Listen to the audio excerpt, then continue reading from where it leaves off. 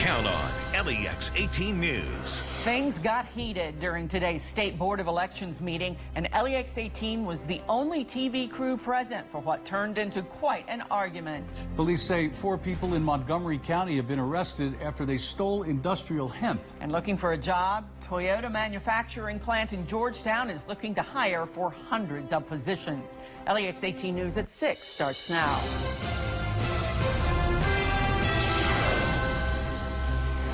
Good evening, I'm Nancy Cox. I'm Kevin Christopher. Thanks for joining us at 6. Yesterday, a judge ordered the State Board of Elections to put 175,000 voters back on the normal voter roll. Well, today, the topic came up in a regularly scheduled State Board of Elections meeting. And the meeting quickly went from quiet and calm to loud and angry, with accusations of top-secret voter information being improperly revealed. LEX18 political reporter Carolina Buchek has an exclusive big story at 6. There was a transcript entered in the court record yesterday. Today's State Board of Elections meeting started off normal, just following routine procedures. Item number 3, ratification and approval of County Board of Elections. But it ended with arguing, screaming, some cursing, and people storming out. You are condoning this behavior. Hey guys, I'm sorry. This was recorded while LEX18 was standing in the hallway waiting for an interview after the meeting. You can hear Secretary of State Allison Lundergan Grimes yelling in the background, and Jared Deering, the executive director of the State Board of Elections, telling LEX18 this is a circus. It ends with Grimes walking out. We're going to go outside, folks. So you're probably wondering, how did things end up like this? Well, it began when the meeting addressed yesterday's court injunction. A Franklin County judge said the State Board of Elections needs to take the 175,000 voters it previously listed as inactive and put them back on the normal voter roll. The order is requesting that we provide information to the clerks and poll workers on how this should be implemented. Deering explained that the voters will no longer be on an inactive list, but they will have an asterisk by their name on the voter roll. So this means when they go to vote, they'll be asked to update their address information to ensure they're voting in the correct spot. And here's where things got tense. The Secretary of State questioned whether the information in the system is accurate. Is that information accurate and up to date? And that's my question, Mr. Chairman. The board's executive director said information in the system is always changing, so results may be different depending on the time the system is accessed. The voter registration system is a live system, currently and always. And that's when the Secretary of State brought up these poster boards, and the meeting got heated. I don't know how many of y'all have access to our voter registration system. Please don't put that on TV.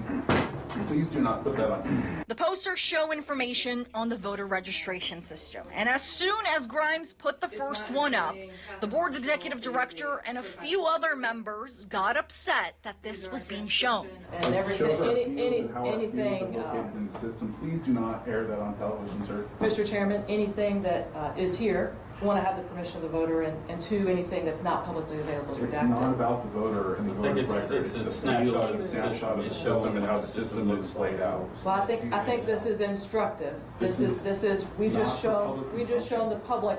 This is a vast breach of our security now. Please do not do this. Has anybody here got the national security clearance of top level? Yes. Yes. You do. Top Yes. secret clearance. Because Yes. I just met with Earl Rose, who said no one else in the state but myself has it. So are you telling me you do? You are final clearance. Jennifer has secret clearance, but the fact that you have top secret clearance does not denote that you're allowed to, Mr. Chairman, to release how our fields work. I appreciate it. Grimes says she put the board up to show the board errors in the system that caused people to be initially listed as inactive. She says a voter contacted her and told her that she was marked as inactive, and the Secretary of State says it shows that happened because her name was linked to an incorrect voter registration card. This is Miss Valeria Bagley. We are marking her inactive on the basis of a card that's addressed to Tammy Jane Allen. There's no other way to show you all this because you aren't asking for the information, you aren't overseeing the information, so I'm bringing this forward to you today. But several board members got upset because they say showing these boards, which show how the fields are laid out, could put Kentucky's system at risk. Please do not put our system at risk by putting how our fields are laid out on television in the state. This is beyond irresponsible. This is publicly available information. It is not. That is not publicly available. The picture of the inside. Well, I, as chief election official, am who is responsible for maintaining the system and publishing it to the public because they deserve to see. The meeting eventually ended, and while our camera was off, Deering cursed at one of Grimes' staffers. He later apologized to us, but before that, this happened inside. The secretary claims someone said the board did not need to listen to her because her term is almost up. Afterwards, Grimes reiterated it was important to show these boards. Was this an active list or now known as an asterisk list? It's inaccurate. It's riddled with thousands of inaccuracies. People who are marked on the basis of only one card, people who are marked on the basis of cards not even addressed to them, people who have recently voted as recent as 10 months ago. But Deering reiterated what the secretary revealed is dangerous. Because of system securities, I think any IT professional or engineer will tell you there are some systems parameters that you don't publish and you don't make them public. And so I'm asking you as journalists, as professionals, as voters of the Commonwealth, I hope you're registered, that you not publish those. LEX18 did not listen to that request because everything that was discussed at today's meeting happened in an open public meeting. And the information was released by the Secretary of State, an elected official. In Frankfurt, Carolina Buchek, LEX18 News. 3 weeks from Election Day, and Governor Matt Bevin and his Democratic challenger Andy Beshear will go head-to-head once again tonight in a debate. The opponents previously squared off in Paducah earlier this month. Well, in that debate, the candidates answered questions on topics such as public education, job creation, arrest rates, and the drug epidemic. Tonight's debate will start at 7 at UK's Singletary Center for the Arts on Rose Street. It will be aired on WKYT. 3 more debates will be held October 26th, 28th, and 29th in Louisville, Lexington, and Northern Kentucky. In other news this evening, many Kentucky hemp farmers are working around the clock, and not by choice. They're growers by day and guards by night. LEX18's Lee Searcy explains from Montgomery County. When tobacco farming went south, Jeremy Jones switched to hemp. They're after the floral material on the plant. He's talking about thieves. They cut it off, take the whole plant. Sometimes they'll just strip the floral material off it and leave the stems. Jones grows dozens of acres of industrial hemp, and with harvest time here, he's forced to protect his livelihood 24/7. Stay hid and just watch what's going on. When do you sleep? We don't. Jones says he recently caught these guys around midnight pulling up to his field and going to town, stealing his hemp and stuffing it into a van. They had already let out a couple people, and they began to cut and load the van, and I let them load it, and then I followed them, called the police, and they was able to catch them. Montgomery County Sheriff's deputies arrested all 3 and a juvenile and charged them with theft by unlawful taking and possession of industrial hemp. Deputies say it turns out that van was a stolen church van from Jeffersonville Assembly of God, where suspect Jonah Kahn's father is a pastor. All my fields are under video surveillance. I've spent a lot of money trying to beef up the security. To date, Jones says he's caught more than a dozen people on camera stealing his hemp, day and night. And while it looks and smells the same as marijuana, hemp won't get you high. There's 0.3% THC in it, or less. He wants would-be thieves to know others are watching too, and he'll prosecute. They have actually sent deputies out to sit on the field, and what I mean to sit on, watch it overnight, and it's been a great help to me. In Montgomery County, Lee Searcy, LEX18 News. If you recognize anyone in those surveillance photos, call the Montgomery County Sheriff's Department. Kentucky is one of only 4 states in the U.S. reporting local flu activity.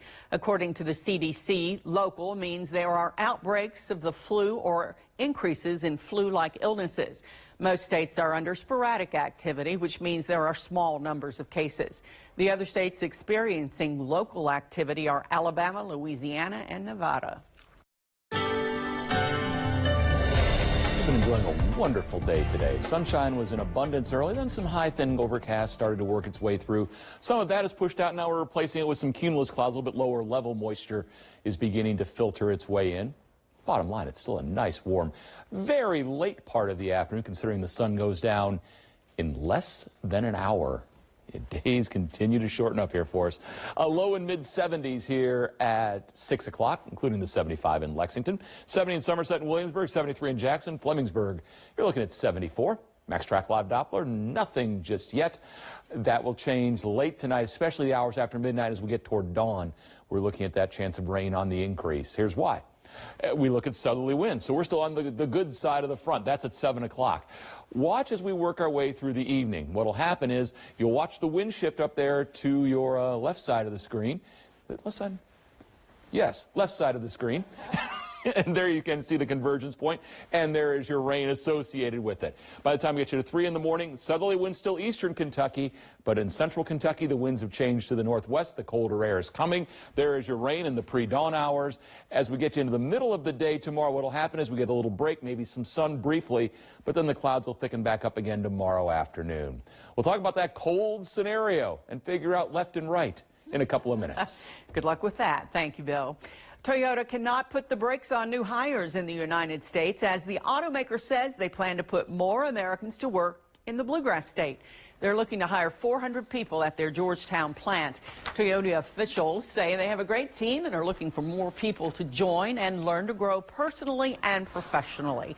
Right now, they're offering a $500 signing bonus. If you'd like to apply, go to LEX18.com to find a link. One man says he wants to change the way society views race by erasing it. It's the American Unity Movement that's sweeping the country and touching lives in the Bluegrass. LEX18 is making a difference is next. Another beautiful day. We need some rain, though, and later tonight into the overnight hours, we're going to get some. The nice thing about this cold, warm thing we got going on is that each time we transition, we get a little rain out of the deal, which is kind of how it's supposed to work. And my sinuses need to get that out of here. For the sake of Nancy's congestion, we will do what we can here. Let's go ahead and talk about this. And there is your live look from St. Joseph Hospital. In fact, we're at the top of Lexington, the Lexington Financial Center. Looking out across the UK, looking off, then eventually down, and you can find Richmond out there if you try really, really hard. We get a little workout on the Max Track Live Doppler. We'll try and get some of the pollen and dust out of the air. Tomorrow, we are searching for the missing 20 degrees. And we had them today.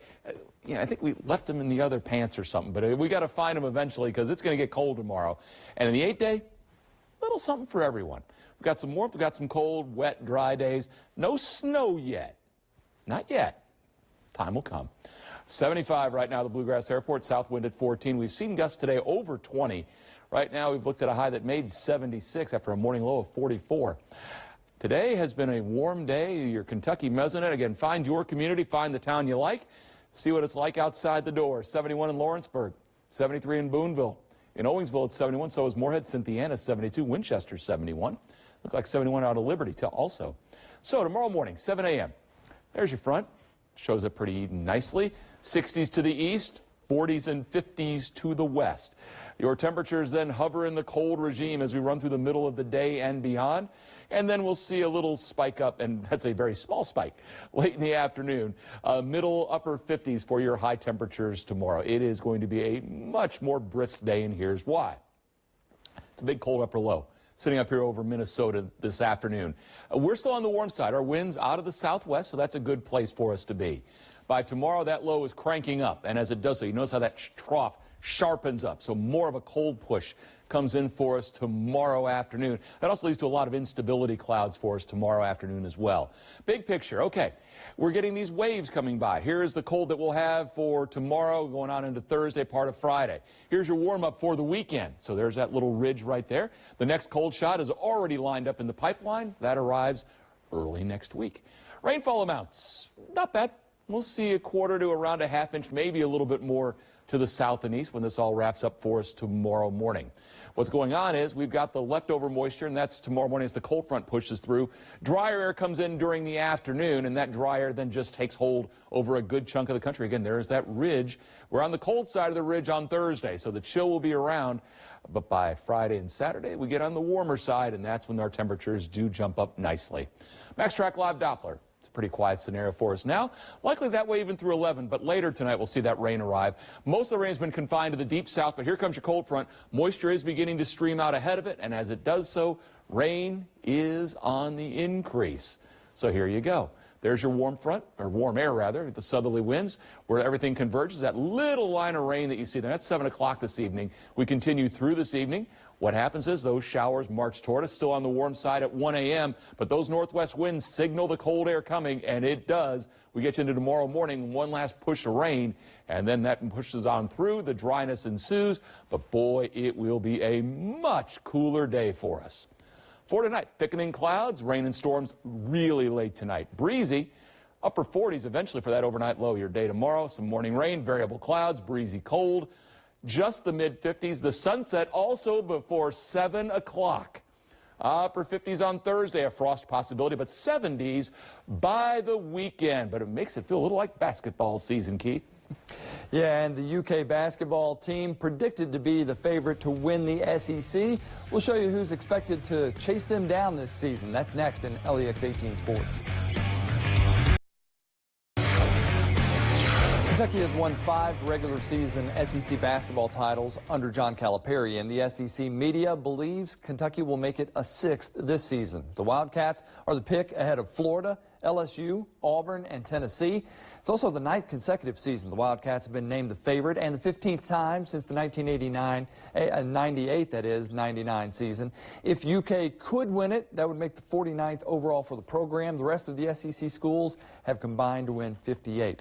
Also today, the league announced its all-SEC first and second teams. Ashton Hagans was the only Wildcat to be named to the first team. He returns for his sophomore season after being named SEC Defensive Player of the Year last year.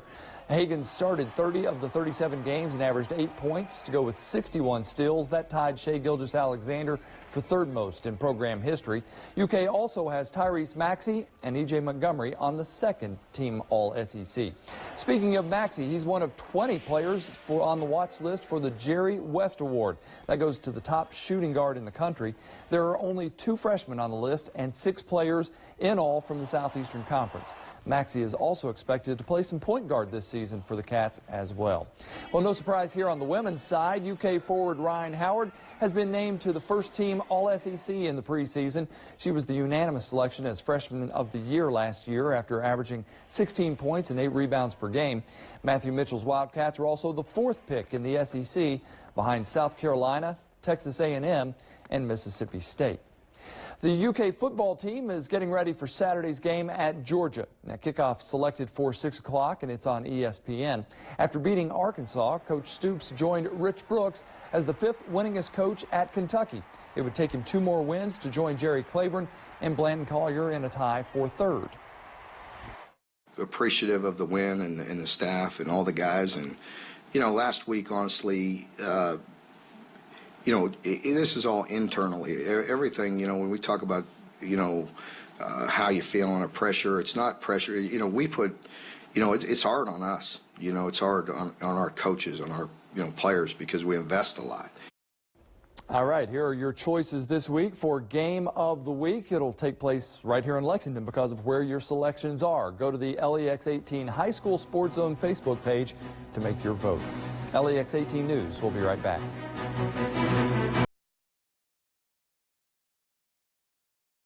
Need some rain. We do, and some of that's on the way for tonight and tomorrow. But of course, when you get rain, you also get the change in temperatures this time of year. You notice that thermometer does not move a whole lot tomorrow. We start out in the upper 40s. There'll be rain around in the morning. I think we have a lot of clouds around tomorrow afternoon in the mid-50s and a blustery day too. So that's the other side of fall. That's getting to the November side of fall. Yeah, that's not the crazy about that. No. But stick around. It'll change before the weekend. Yes. Guaranteed. Thanks for watching. 9 News is coming up next. We'll see you again at 7 on Evening Edition and for LEX18 News at 11.